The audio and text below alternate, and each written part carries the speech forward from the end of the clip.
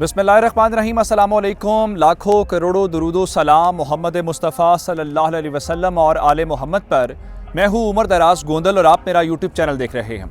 नाज़रीन, बलूचिस्तान के हवाले से हमारे पास पहले भी बहुत सारी खबरें हैं जो हमने आपसे खबरें शेयर की हैं, लेकिन उन सब खबरों के बीच एक अफसोसनाक खबर हमारे पास जो इस वक्त आई है वो लोग जो पाकिस्तान से प्यार करते हैं या पाकिस्तान के चाहने वाले हैं या रियासत पाकिस्तान के करीब हैं, अब उनके ऊपर हमला किया गया है। और उनके ऊपर हमला करने का मतलब ये है कि अब सिक्योरिटी फोर्सेस के बाद अब उन लोगों को भी टारगेट किया जाएगा जो पाकिस्तान से मोहब्बत करते हैं। और आज एक बार फिर मैं आपको बताना ये चाहता हूं कि यह हमला कहां से ऑपरेट हुआ है, इसके पीछे कौन से कल्प्रिट्स हैं और फिर इस बार नई तंजीम कौन सी है जिसने ये जिम्मेदारी कबूल की है। और पिछले 48-72 घंटों के अंदर जो मुख्तलिफ इलाकों के अंदर कार्रवाइयाँ हुई हैं, उनके दरमियान में ये कार्रवाई होना कितना मानी खेज है और पाकिस्तान को क्या पैगाम देना मकसूद है, ये तमाम डिटेल्स आपको इस वीडियो के अंदर दूंगा। लेकिन अगर आपने अभी तक चैनल सब्सक्राइब नहीं किया और आप चाहते हैं कि आपको मुस्तनद और बरवक्त खबरें मिलती रहें, तो हमारा चैनल सब्सक्राइब कर लीजिए, बेल आइकन के ऊपर क्लिक कर लीजिए ताकि हमारी आइंदा आने वाली वीडियोस बर वक्त आप तक पहुंच रहे।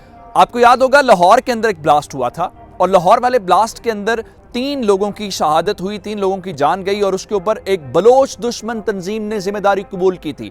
हम बलोच दुश्मन इसलिए कहते हैं कि ये वो लोग हैं जो बलोचों के नाम के ऊपर उनको एक्सप्लॉयट करते हैं या उनके केस को नुकसान पहुंचाते हैं। और उसके बाद पाकिस्तान के कानून नाफिज करने वाले इदारों ने मुख्तलिफ कार्रवाइयाँ करके उस नेटवर्क को तोड़ने की कोशिश की। ईरान के अंदर BLA के लोगों को मारा गया, अफगानिस्तान के अंदर BLA के लोगों को मारा गया और फिर वो लोग जो मुत्तहिदा अरब अमारात के अंदर गिरफ्तार हुए उनको लेके बहुत शोर मचाया गया कि देखिए जी, पाकिस्तान के बिहाफ के ऊपर ये जो मुत्तहिदा अरब अमारात के इदारे हैं वो भी लोगों को जबरी तौर पे लापता कर रहे हैं। लेकिन उनमें से किसी में एक में भी जुर्रत ये नहीं थी वो ये कहता कि वो लोग हैं जो लोगों का कत्लेआम करते हैं, जो लोगों की जान लेते हैं, कानून नाफिज करने वाले इदारों के ऊपर हमला करते हैं। यहाँ तक बात रहती तो ठीक थी। उसके बाद पाकिस्तान के 10 फौजियों को शहीद किया गया, जिसकी रियासत पाकिस्तान ने तस्दीक कर दी कि बिल्कुल ऐसा ही है, इन लोगों को शहीद किया गया है, इन लोगों के ऊपर हमला किया गया है। जिसके बाद अब मामला थोड़ा सा आगे चला गया। बलूचिस्तान के अंदर अब एक नया खौफ पैदा करने की कोशिश की जा रही। एक, सिक्योरिटी फोर्सेस के ऊपर हमला करके, दूसरा वो लोग जो रियासत के हमदर्द हैं, जो रियासत के करीब हैं, उनको हमला करके। मैं आपको एक वाकया याद दिलाना चाहता हूं। गवादर के अंदर एक वाकया हुआ था जहां पे कायद आज़म का जो मुजस्समा था उसको निशाना बनाया गया था। इस किस्म के वाकयात फिर थोड़ा बहुत पीछे जाएं तो आपको याद होगा कि कायद आज़म रेजिडेंसी के ऊपर भी अटैक किया गया था। इस किस्म की जो सारी कार्रवाइयां हैं उनका एक ही मकसद होता है, खौफ व हिरास फैलाया जाए या फिर यह पैगाम दिया जाए कि जनाब यहाँ पे कुछ महफूज नहीं है, कानून नाफिज करने वाले इदारे प्रोटेक्ट नहीं कर सकते, यहाँ पे कुछ ऐसे अरकान या ऐसे नासिर हैं वो सारी सूरत हाल को वही कंट्रोल करते हैं। अब एक बार फिर आज बलूचिस्तान का इलाका है सुई के इलाके में कार्रवाई हुई है और सुई के इलाके में होने वाली कार्रवाई के अंदर जिनको निशाना बनाया गया है, एक तो मैंने आपको बताया रियासत के करीब है, दूसरा ये वो इलाका है बलूचिस्तान का बहुत बड़ा इलाका है। उस इलाके के अंदर अगर आप जाएंगे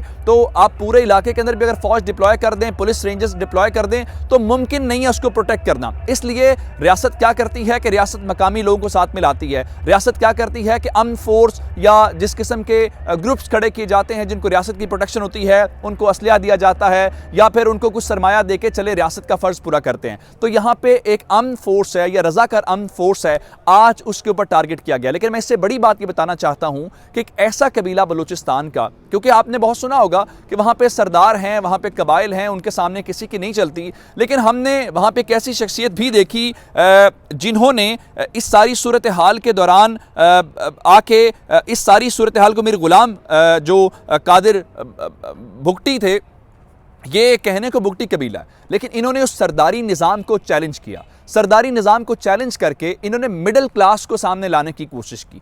आज उनके ख़ानदान को निशाना बनाया गया है। मैं आपको भी मज़ीद इसकी तफसीलात देता हूँ, आप हैरान इस बात के ऊपर हो जाएंगे जब मैं ये कह रहा था कि जो पाकिस्तान का परचम लहराते हैं, जो पाकिस्तान के साथ खड़े होते हैं, अब उनको टारगेट करने का इन्होंने फैसला कर लिया है। सरफराज बुगटी नामी आपने नाम सुना होगा। सरफराज बुगटी कौन है? वो इस सूबे के बलूचिस्तान के फॉर्मर इंटीरियर मिनिस्टर हैं। वो सन 2018 से पाकिस्तान का जो अपर हाउस है, जिसको हम सेनेट कहते हैं, सेनेट के मेंबर हैं। उनके ऊपर कई हमले इससे पहले हो चुके हैं। आज जो हमला होने वाला हुआ है, जिसके अंदर इस वक्त की इत्तलात ये हैं कि 4 लोग शहीद हो चुके हैं और 4 लोग शहीद होने के अलावा इस वक्त जो इत्तलात हैं 8 अफराद ज़ख्मी हैं और उन ज़ख्मियों में से भी कुछ की हालत क्रिटिकल है। ये बताया गया है कि ये ब्लास्ट है और इस धमाका सुई के इलाके में ये इस वक्त की जो इत्तलात के मुताबिक जिनमें 4 लोग शहीद हो चुके हैं, उनमें सरफराज बुगटी के कज़न भी शरीक हैं। जो सरफराज बुगटी पहले उनके ऊपर खुद हमला होता रहा है, वो महफूज रहे हैं, लेकिन अब उनके अहले खाना को टारगेट कर लिया गया है। अब इस बात के ऊपर आ जाते हैं कि ये हमला बुनियादी तौर पे किया किसने है और मैसेज क्या अभी तक आ रहा है। सरफराज बुगटी ने ट्विटर के ऊपर इस हमले की तस्दीक कर दी है। उन्होंने बताया जी उनके ख़ानदान के ऊपर उनके कज़न शहीद हो गए हैं, उनके ऊपर हमला हुआ है। ये बात दुरुस्त है। लाहौर वाला जो हमला था वो बलूचिस्तान रिपब्लिकन आर्मी ने किया था और बलोच रिपब्लिकन BRA के नाम से इन्होंने गवादर के अंदर कायद आज़म का जो मुजस्मा था उसको टारगेट किया था। लेकिन अभी जो आज खबर हमने आपके सामने पहुंचाई जिसके अंदर 10 लोग पाकिस्तान की फौज के शहीद हुए, ये दूसरा ग्रुप इन्होंने किया। कर क्या रहे हैं कि हो सकता है कार्रवाई एक ही ग्रुप कर रहा हो, लेकिन नाम मुख्तलिफ बताने का मकसद ये है कि बहुत ज़्यादा ग्रुप्स हैं, बहुत ज़्यादा लोग हैं जो पाकिस्तान की फ़ौज को, FC को और तमाम इदारों को चैलेंज करें। हालांकि ऐसा है नहीं है। इस वक्त जो कार्रवाई अभी हुई है लाहौर वाली BRA और कोयटा जो इसके अलावा केच वाली है वो BLF के नाम से, और आज होने वाला जो ब्लास्ट है वो इस वक्त की इत्तलात के मुताबिक बलूचिस्तान रिपब्लिकन आर्मी इसके पीछे है। और यही सरफराज बुगटी ने अपने उस ट्विटर अकाउंट के जरिए ये हमें बताया। लेकिन जो इंपॉर्टेंट बात उन्होंने बताई है वो है कि नाराज बलोच हैं जी, नाराज लोग हैं जिनके साथ बातचीत करनी चाहिए, वो जिनके लोग शहीद होते हैं, शायद ये दर्द उनसे पूछा जा सकता है। और आज यही बात जो है वो सरफराज बुगटी ने की है कि रियासत कब तक मुज़ाकरात के नाम के ऊपर हमारे साथ मजाक करती रहेगी और हम इस चीज़ को बर्दाश्त करते रहेंगे। ये बात दुरुस्त है। रियासत पाकिस्तान को अपनी अमलदारी जो है वो दिखानी पड़ेगी और इन लोगों के बारे में फैसला करना पड़ेगा। उसकी वजह यह है कल जब 10 शहादतें हुई और 10 जो ताबूत हैं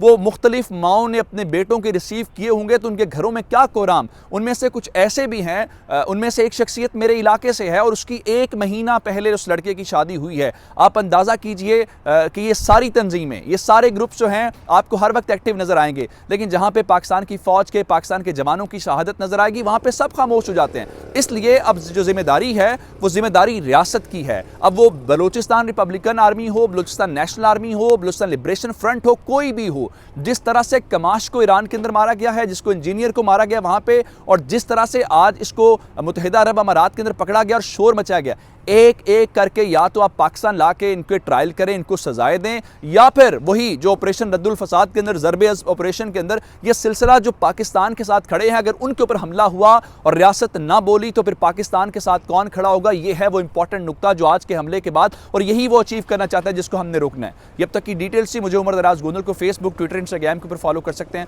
मेरा यूट्यूब चैनल सब्सक्राइब कीजिएगा। आपकी समातों का बहुत शुक्रिया। खुदा हाफिज़।